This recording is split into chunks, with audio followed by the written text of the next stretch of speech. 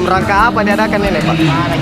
Dalam rangka silaturahmi dan halal bihalal ini tujuannya untuk bagaimana kita memperkuat tali silaturahmi antara pihak pemerintah serta ketua RW, RT, dan penasihat wali kota serta tokoh-tokoh masyarakat yang ada di Kelurahan Teluk Baru.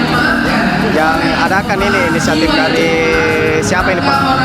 Inisiatif ini kami dapatkan dari beberapa ketua RW yang berinisiatif untuk melaksanakan acara silaturahmi dan halal bihalal, karena dengan acara ini barangkali baru pertama kali kita laksanakan di Kelurahan Teluk Baru, sehingga acara ini alhamdulillah bisa terlaksana dengan baik.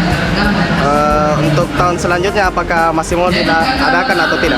Insya Allah acara silaturahmi dan halal bihalal ini kami sudah sepakat bersama ketua RW dan RT di Kelurahan Teluk Baru bahwasanya acara ini bagaimana bisa dijadikan sebagai kalender tahunan, bisa kita laksanakan satu kali dalam satu tahun setelah perayaan Hari Raya Idul Fitri.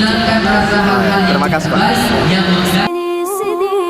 سيدنا النبي يا جمال